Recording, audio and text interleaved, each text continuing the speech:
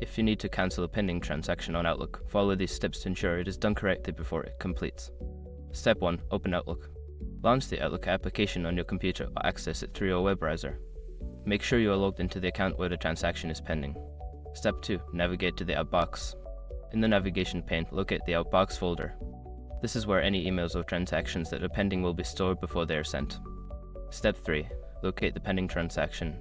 Look for the specific transaction or email that you wish to cancel in the Outbox. Click on it to select it. Step 4. Delete the transaction. Once the pending transaction is selected, right-click on it and choose the Delete option from the context menu. This will remove the transaction from the Outbox. Step 5. Confirm deletion. If prompted, confirm that you want to delete the transaction. Once confirmed, the transaction will be cancelled and will no longer be pending. By following these steps, you can successfully cancel a pending transaction on Outlook. If you have any further questions or need assistance, feel free to reach out for help.